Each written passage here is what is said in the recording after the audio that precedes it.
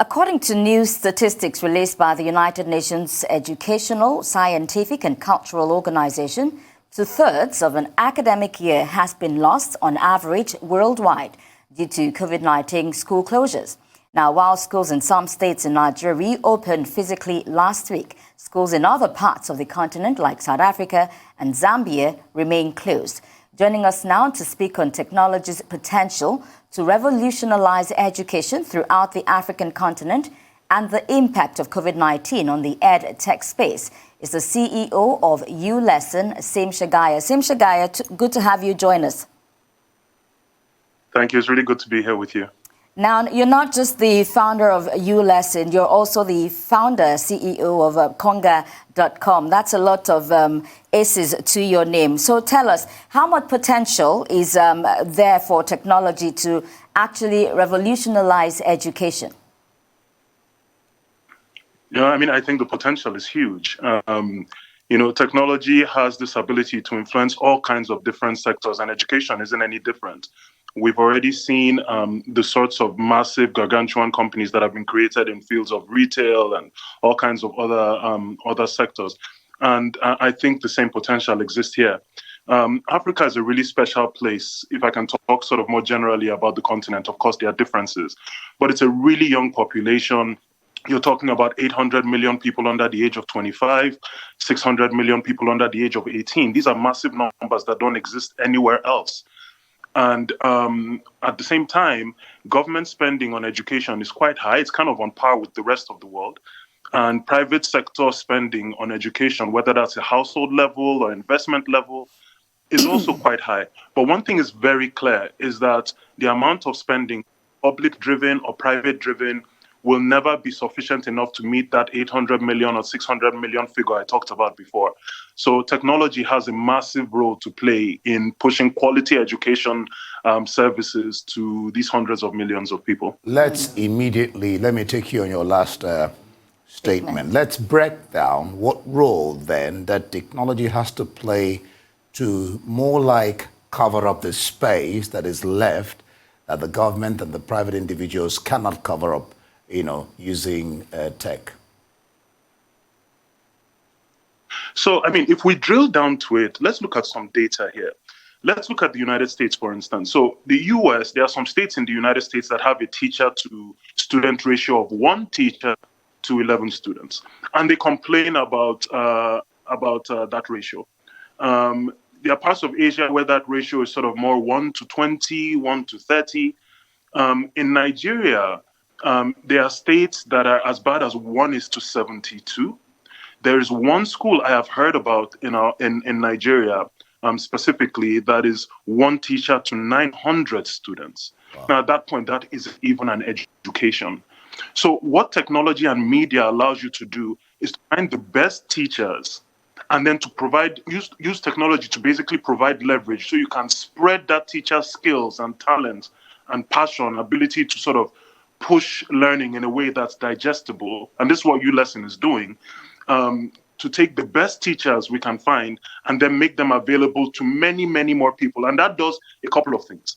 It first of all, it drives accessibility. But the second thing that we see it doing, and will continue to do this, is it drives affordability. It drives down costs. So these two pieces of the pie are really what we're hyper focused on: driving accessibility and driving affordability. Well, we've mentioned ULesson, and I'm sure a lot of people don't know what ULesson is. Can you tell us what ULesson is and tell us about the $7.5 million funding you recently got?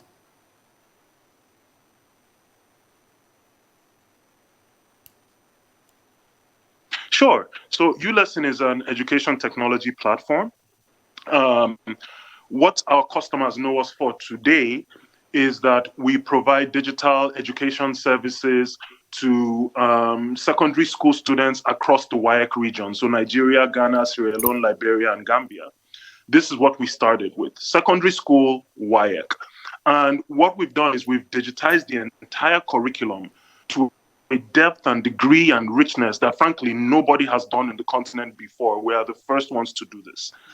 So if we're teaching kids about, if allow me to get a bit sciencey for a second, if we're teaching kids about Newton's laws of motion, it's not just an abstract concept. We are showing the kids the impact of, action is equal and opposite to reaction. We're showing billiard balls on the table. We're bringing sort of very realistic local context in a way that allows kids to really learn and be like, okay, I understand. This is what Newton meant. This is what the human heart actually looks like. Instead of just in abstract terms about the human circulatory system, we're putting the kid in the vein, in the artery, and they're walking around the vein on the screen. So there's a lot of richness and depth. Now, our plan in future is to bring this powerful technology and these powerful services to primary school. This is what we're going to be doing over the next few months. And also to bring these services to many more countries. So you talked about our Series A raise. We're really proud of it. We got some incredible investors backing us.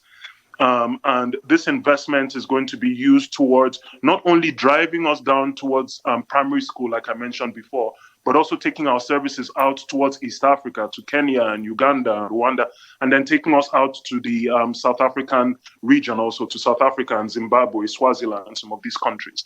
So this is what we've set. This is the effort we've set upon ourselves.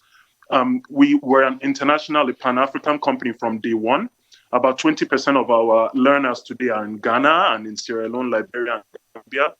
But 2021 will be the year where ULesson begins this push to become a truly Pan-African educational services provider. All right, Sim, you talked about cost earlier on. I still want you really to break down this for the benefit of those who are watching, how tech, works to revolutionize education. I still want you to break it down a little bit further. But let me ask you this.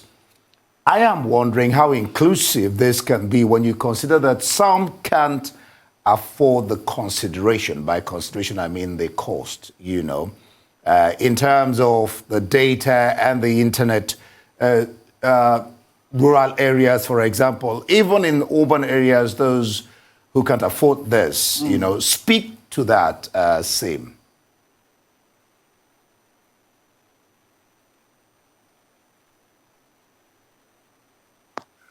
I lost you a little bit, but I think what you're asking me, and this speaks to your question, I think what you're asking me is about availability of data. Yeah, availability, inclusivity. And I hope I'm coming through and you can hear me just fine. This connection is good because this is a really important point. Yeah, so in terms of data inclusivity, if you can hear me just fine, because this is a really important point. And it's something that even our investors ask us and we constantly challenge ourselves on. So Africa right now has, sort of on the measure of inclusivity from a data point of view, it depends on what you're looking at. On the one hand, it is lower than Asia, it is lower than North America, but it's getting much better. It's getting better very, very quickly. So if you look at our continent today, 6-7% of household spending is going towards data. And that seems high when you compare it to Asia, that is at 2%, or, the United States, that is maybe a bit higher. But the thing to realize is that we are now down from 12% of household spending just 5 years ago. So the trends are moving in the right direction. Africa will not be excluded. I see inclusion increasing rapidly. But in the meantime, we realize that we have to do everything we can.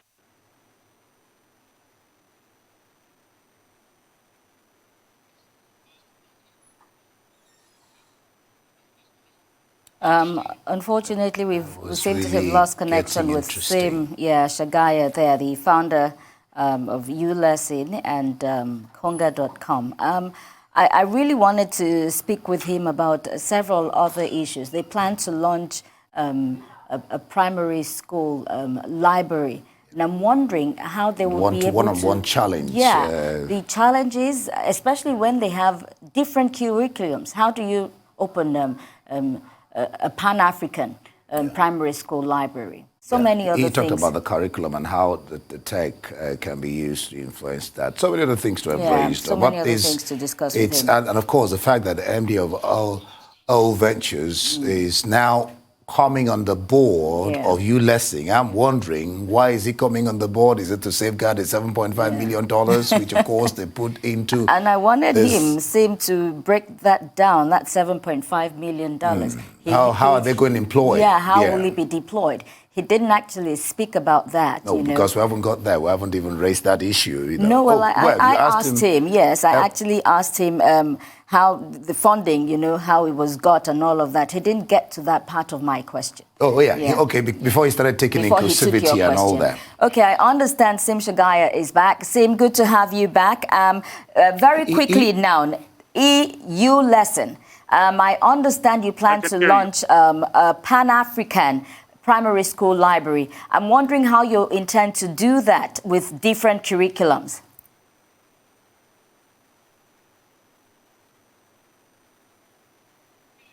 Oh, how are we planning to deal with different curriculums? Yes. Is that the question? Yes, that's the question. That's an excellent, excellent question. We're pretty optimistic that over the past year of the pandemic, we really put our heads down and tried to understand how to do this. And we think we've pretty much cracked this problem. And it is a challenge. So, we have the benefit in WAEC of a unified curriculum, but you're right, as you go to different regions, especially in secondary school, you start to see sort of nuances and differences in curricula. We're going to go through the effort of basically covering those nuances and those differences. But what we will tell you is that when you are using ULesson in Uganda or in Zambia or in Lesotho, the curriculum will be relevant to you. And not just relevant in terms of the way the content is ordered, but also relevant in terms of accents and cultural nuances and examples. And this is why this is such a great effort, right? So, but we're excited about that. That said, that really, as I said, applies to secondary school. For primary school, we do have the benefit, and that's where a lot of great needs. Primary school, there's massive need on the continent in primary school. Curriculum, generally speaking, across primary school, especially in the math and sciences, is unified. And so we can create once and push out across the continent. And, we're creating in Nigeria, very proud that we're creating in Nigeria. Nigeria is already a call for across the continent. We are riding off of the goodwill that Nollywood and our music artists and all this talent has already laid out before us. We're creating Nigeria for primary school. And by and large, we can create once and push out across the continent. Just briefly, very, very briefly, how far-reaching has been your app, your Android app, in supporting each country's curriculum? Can you do that in 30 seconds? Your app is supporting country's curriculum. Yeah, absolutely. I mean, I think, Newton's law of motion is Newton's law of motion anywhere. Boyle's law is Boyle's law anywhere. Math and science concepts are generally speaking universal. It's when you get into government and economics and some of these things that things get a bit local, which is why in the beginning we've really focused on the maths and science. And that's where we're going to have to leave it now. Sim Shagaya, founder ULesson, thank you so much for speaking with us on The Morning Show.